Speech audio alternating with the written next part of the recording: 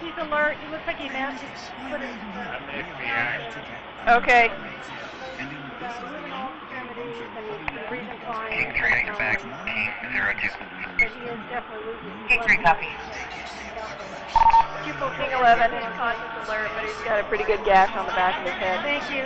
Yep. Received subject conscious alert with a large gash on the head. Fire is responding. Copy, I hear him. Anyone see who did it? I was just, we were so from Texas, and I hit him laid on the ground. Anyone see who did it? Okay. Did you see who did it? What did you see? Okay, can you talk to her and tell her what you saw?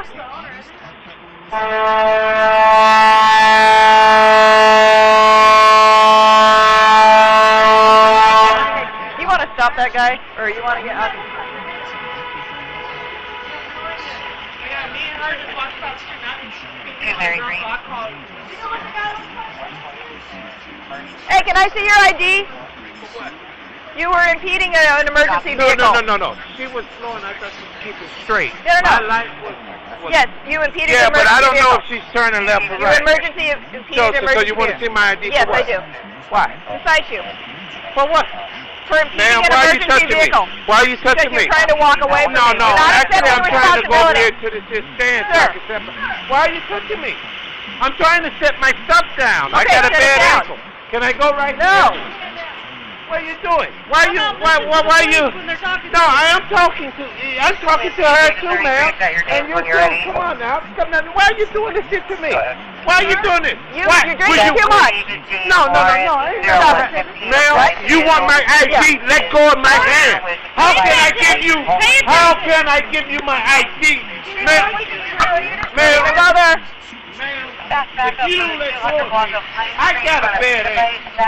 If you don't let me, I'm trying to let my stuff down. Okay, put it down. Put it down. Well, then you get your damn hands off me. Put your bag down. I ain't got to put my bag down. I'm going to give you my damn ID. It's about time. No, ain't no about time. Damn. Give me a minute. I got shit in my hand. And you wonder why the hell you been investigated. Here. Shit. Investigated for what? Yeah, because I asked you why you were stopping me. I did tell you. Yeah, right. I said, well, You wait need to a minute. calm down, Let me sir. put my shit Calm down. down. Calm down. You the one that didn't calm down. Get down. Get down. Ma'am, now you just stopped me for no reason. Let me give you my ID. down. Let me give you my ID. Let me give you my ID. Get down. Let's get it. Let's go. Ma'am, I'm trying to give you my ID. I'm trying to give you my ID. Get on the ground. Get on the ground. Get on the ground. Get on the ground.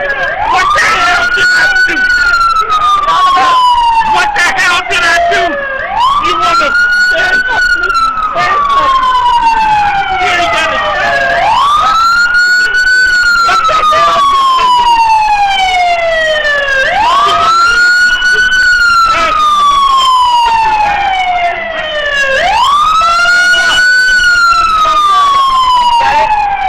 Why are you saying? I'm losing my breath. Sir, calm down. You need to calm down, sir.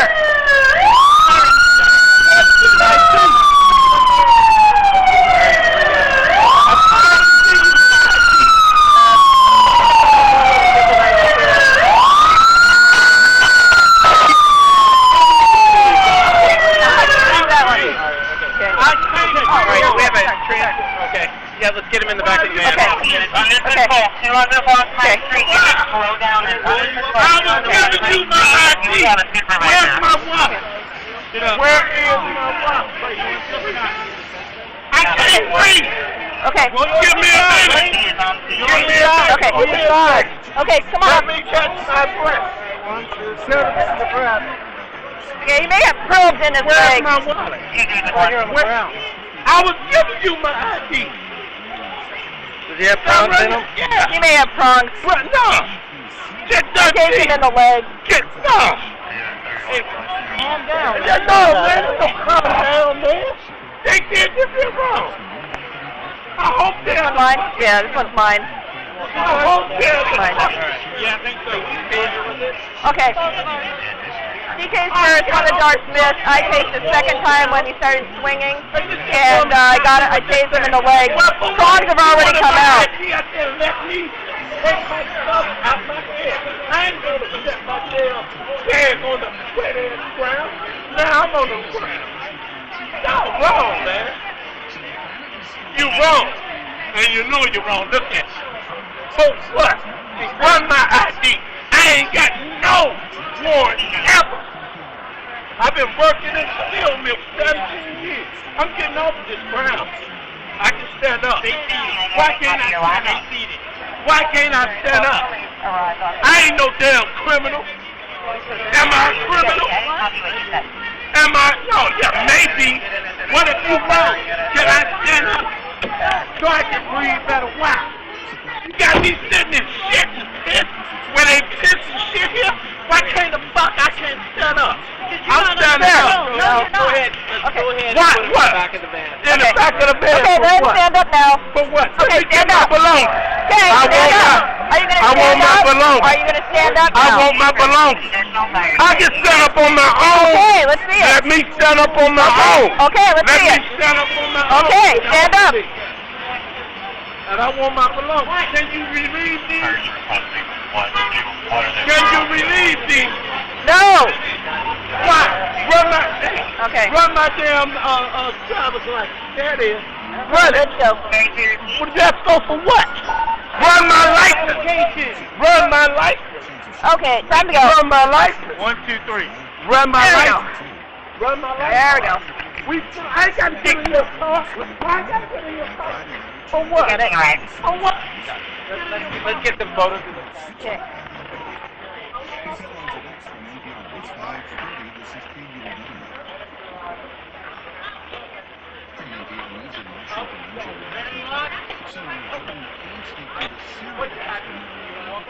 Here's your taser stuff.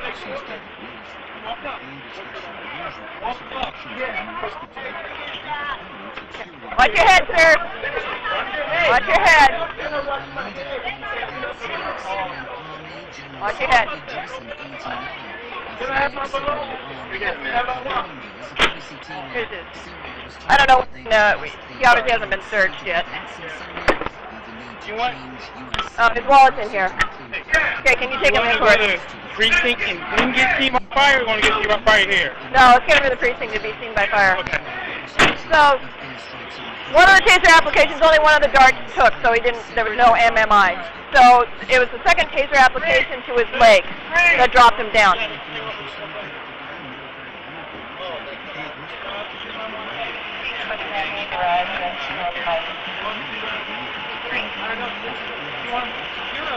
So we're going to have to do it. Take him to the precinct. What do you want to do? Something like that? Can you see what's going on with this guy?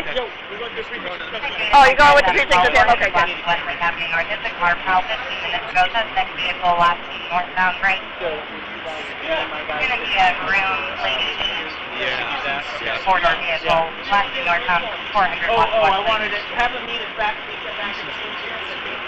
So, you guys are all good? Yeah. So, we're contacting this guy. Aid units coming in, and they're trying to make the turn to come in because he's bleeding pretty severely. Yeah. This guy's just strolling right in front. They're honking at him to get out of the way, and he just continues strolling. He doesn't make any effort to get out of the way of the aid unit. Third guy. No, this guy, the guy that we tasered. So, I go to contact him to get his ID and sign him for impeding an aid unit. Okay.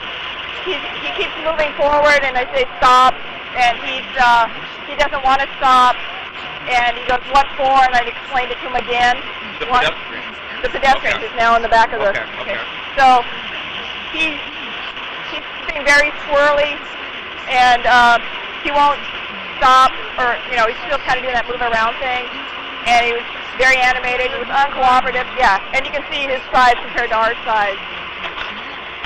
He had your size, but taller. Yeah. And then Lee came over, and between the two of us, he wouldn't cooperate, and he continued doing this swinging. Down and asked him to drop his belongings. He kept doing this at her. Yeah. Then he started coming at her. Yeah. So I pulled my taser out and I said, "Back up, or I'm going to tase you." And I gave him Yeah, a ample. good minute and a half to calm down, or I'm going to tase you. I'm going to tase you. I tried to tase, one dart missed. I'm sorry. You go ahead.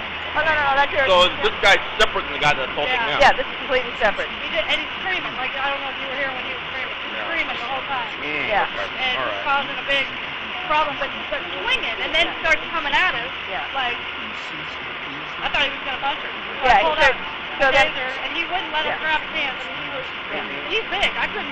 Yeah. And I tried to grab his wrist and do the swiddle, and his wrists were too big for my hands to do that. So, and he said, "I'm just trying to put my stuff down." I tried to grab his, or not grab, but assist. He had a bottle that had beer in it, and so he's swinging this around now too, like he's going to hit me with the bottle. Is this a mental guy? Is that what his deal is? Intoxicated, mental, I'm not sure, high, all of the above. And so when her taser missed, he's like, "Why'd you take, and then he got more animated, started swinging more. I stepped back and then tased him in the leg. And then he fell backward, stumbled back this way, and landed with his head against the wheel of my car. Was there any in-car camera on that whole situation? Well, this is my car. Because I never turned on my. Yeah, and mine was, it's just audio. Oh, Yeah. okay. But it doesn't have any video of it. Okay, all right.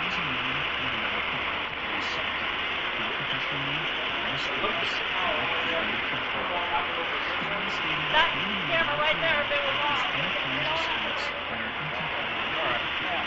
Well, they might have cameras right.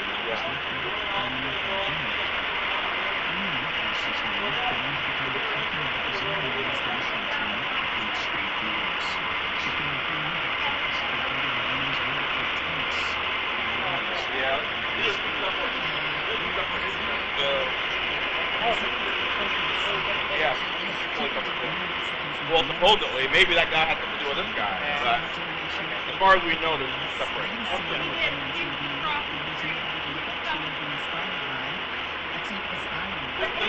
For like 45 seconds at him. Oh, yeah, they were making the turn, and he's just doing the shuffle, very slow walk in front of him. Was he in the crosswalk or not in the He crosswalk? was in the crosswalk. They were trying to make the turn. They had their sirens and lights on. They hit the air horn multiple times to get the guy out of the way so they could get here. They actually were delaying their response. This van? This one? This aid card, yeah. This one may be Why don't you 887. write down that number because we're going to be witnesses for the... Okay. I think We're they're... going to have to charge the guy for pedestrian insurance, all kinds of other dumb shit. Yeah.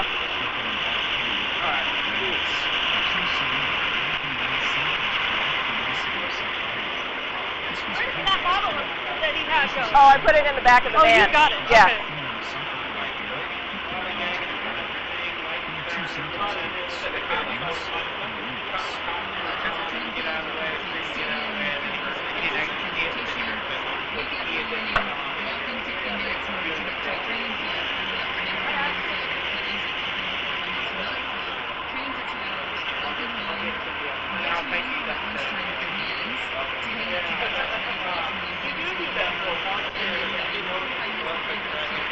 Hey, this is a friend phone.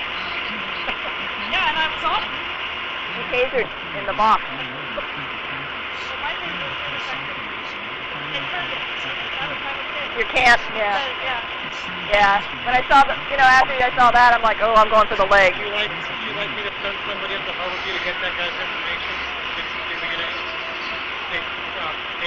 This is an R call. Okay, totally separate. Yeah, this is totally separate. Married. I was on my way down to the Union when I got flagged down over here. Yeah, Mary was still here. I think that's her. Yeah, she's still down there.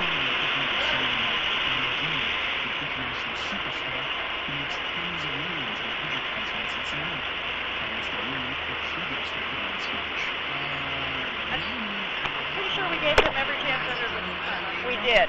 More than enough. People sometimes recognize him as an athlete. Yeah.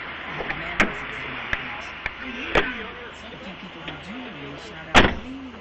I hug them and chat with them. Alini is an articulate, friendly, attractive woman who is awesome at soccer. She's never been hired to do an endorsement.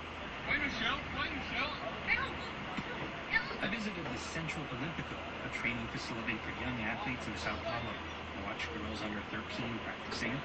These girls are the best of the best, and it shows. Strong, crisp passes and great fundamentals. They were fun to watch. The group of 18 and 19-year-olds then strolled onto the field and asked to speak with a couple of them. They said they're a team. They speak as a team. So I interviewed about a dozen of them at once. I asked them if they've been given the same opportunities as the boys. Todo mundo já sofreu que falta patrocínio, falta apoio, falta... One girl stepped forward and said, all of us have already suffered. She said we lack sponsorship, support, and media attention. All of the girls said they would like to play professionally, but many don't see how. I asked what impact the World Cup being hosted in Brazil might have on women's soccer here. Também desesperançosa. A few girls said, it won't help in any way. One said she was a bit hopeless for the future of female soccer in Brazil. And I asked, did they suffer insults? Caramba.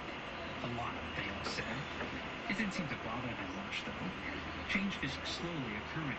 Mariani de Silva Pisani is doing her PhD work on Brazilian female soccer. I met her at the Central Olympico. We spoke through an interpreter while she gestured to the young girls playing.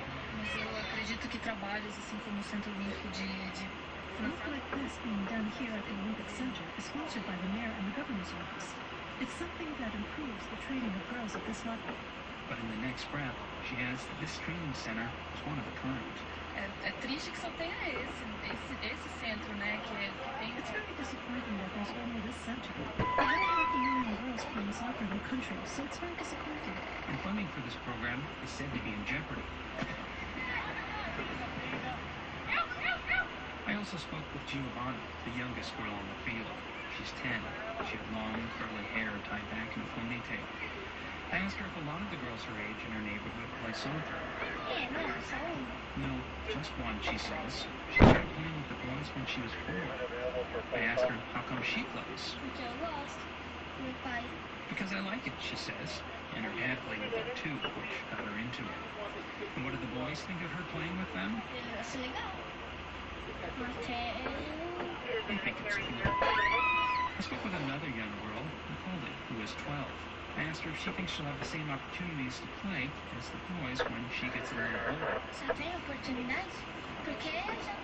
Yes, she says, because I play well. These girls haven't experienced much discrimination or hardship, but these girls are the best of the best. The precious few have been given the resources to play. That's still extremely rare for girls in Brazil. Back in Rio, I'd heard about a coach known for getting girls involved.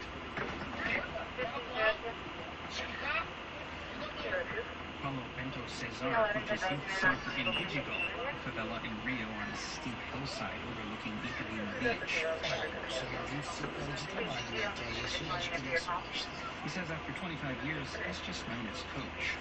He went to Vidigal on a holiday morning to meet Paulo. About 30 boys were at the field. There was one girl. I spoke with Paulo through an interpreter. I'd heard of Vidigal and Paulo as this great teacher of young girls. I'm a little surprised that, I thought this was going to be where I'd see the girls. Paulo says he does have girls who play in his program, about 15. I asked, and how many boys?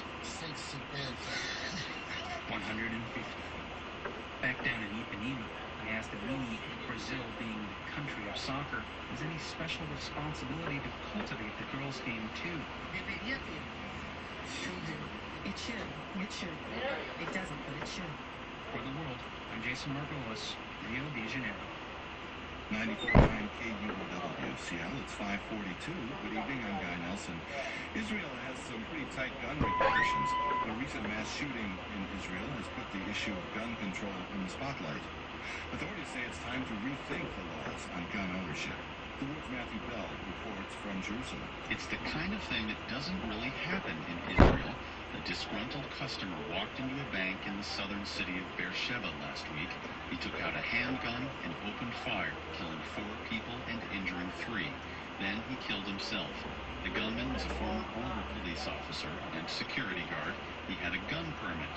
But officials at Israel's Ministry for Public Security say it's time to re-examine the country's gun laws. We don't believe in the cultural Moshe Dayan works on the licensing of firearms at the ministry. He points out that Israel has no Second Amendment, giving citizens the right to own guns. Firearms are mostly reserved for the police, the army, and other security agencies, Dayan says, and in special circumstances for members of the Israeli public, for instance, if you live in a settlement in the West Bank. We believe that sometimes it's needed, but it's needed to be rather carefully assessed. Dayan's boss, the Minister of Public Security, says big changes are needed. Immediately after the bank shooting, he was quoted saying that Israel needs to limit the number of guns in the hands of private citizens. That's probably not something you'd hear out of an American official's mouth, but the reaction from some Israeli gun owners would sound familiar. At a basement firing range in an industrial section of Jerusalem, a shooting instructor who gives his name as Dove says authorities are about to make a big mistake. Of course I'm worried about new gun restrictions, he says.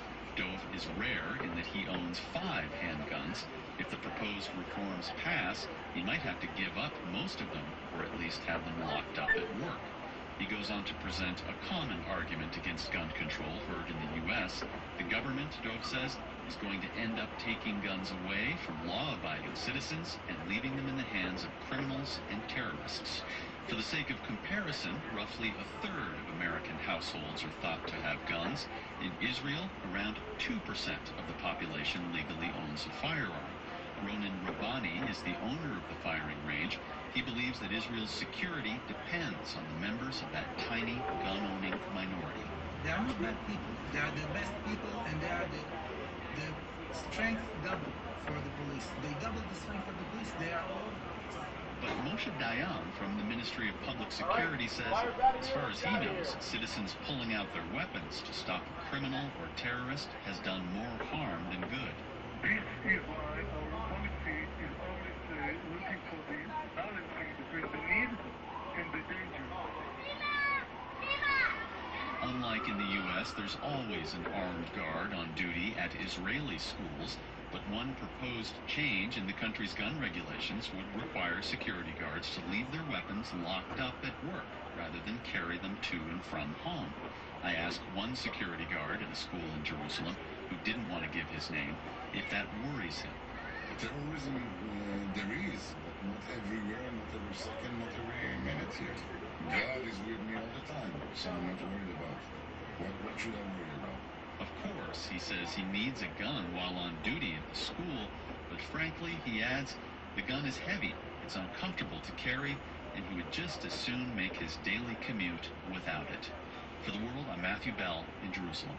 PRI's The World is supported by Medtronic, now accepting nominations for the Bakken Invitation, a global celebration of patients helped by medical technology who are making a difference in their communities. Learn how nonprofit organizations may earn a $20,000 grant at liveongivon.org. It's 5:47 at KUOW. I'm Guy Nelson. Washington State's top priority is fixing the section of the I-5 bridge that collapsed into the Skagit River last week. That's according to Governor Jay Inslee. Inslee announced yesterday plans that could lead to a temporary replacement by mid-June and a permanent fix in September. KUOW's Derek Wong reports. The governor stood on the northeast bank of the Skagit River with a damaged steel bridge behind him. A chunk of its frame lay below in the water like a decapitated metal dragon. Now the governor said the state had come up with a plan within 72 hours of the crash. The total cost of fixing the bridge is estimated to be $15 million. We're going to get this project done as fast as humanly possible. There's no more important issue right now to the economy of the state of Washington, frankly, than getting this bridge up and running. The plan calls for installing a temporary replacement made out of steel girders. It would have 4 lanes like the current bridge, but it would be narrower, and oversized loads would not be allowed on it. An oversized load is what's being blamed for the collapse. That's according to the National Transportation Safety Board. The agency has been on site since shortly after the accident and is continuing its investigation. NTSB Chair Debbie Hersman says the bridge had a history of being hit by oversized loads. Before last week's collision, the most recent incident happened last October. The bridge is believed to have collapsed last week after a truck hit one of the overhead girders. The truck was in the right lane, and Hersman suggested that it could have crossed safely if it had been traveling under the center of the bridge where there's more clearance. If this vehicle had been traveling in the left lane, we likely would not have seen the bridge strikes that we saw, but we need to take measurements all the way through. The truck was led by a pilot car that was supposed to alert the truck if it reached a space that was too small for the oversized load. Hersman says they're still gathering evidence and are looking to talk to witnesses and the driver of the pilot car. Governor Inslee used the incident to talk about the importance of maintaining roads and bridges. And we were lucky not to have a loss of life here. We don't know if we'll be that lucky next time. So we need to get together and have a bipartisan solution. I hope we'll do that this year. The governor also used the opportunity to talk about the local economy. He made an appeal for people to shop in Skagit County, an appeal that was directed across the state and across the border. I talked to Canadians through the radio 2 days ago, urging them to continue doing their great shopping at these malls in Burlington. So we intend to do very well to get people to do business in Skagit County. Chris McKenzie was one of those Canadians visiting to do a little bit of shopping. He said he sympathized with the locals who will have to deal with traffic headaches through their rural towns. It's going to suck for the community around here, but hopefully they'll get a temporary up. Before the temporary goes up, the state will need to inspect the remaining part of the bridge to make sure it can handle the replacement. And workers will also need to make repairs to other damaged parts of the bridge that are still visible several hundred feet away. I'm Derek Wong, KUOW News. 5:50 on 94.9 KUOW, Seattle. I'm Guy Nelson. Pianist Keith Jarrett has a new album out of jazz standards. We'll hear about that in just a minute. Join KUOW for the 2013 Seattle International Film Festival, now through June 9th.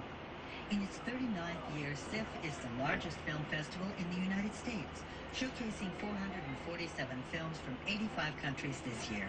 Learn more on the events page at KUOW.org. Later tonight, we'll have a special show about American Civil War. What role did religion play in the lead-up to the war? And why did Abraham Lincoln free the slaves in the Confederate States before he freed the slaves in the other states? We'll hear that special tonight at 8 o'clock here on KUOW. It's 5:51. This is All Things Considered from NPR News. I'm Robert Siegel, and this is jazz pianist Keith Jarrett performing Somewhere by Leonard Bernstein. It's the title track of the new album, Six Standard Tunes, revisited by drummer and his trio, to bassist Robert Peacock. Yeah, and then I'm going to be gone for a week, so. Are you? Oh, yeah. At the time it was performed on Switzerland.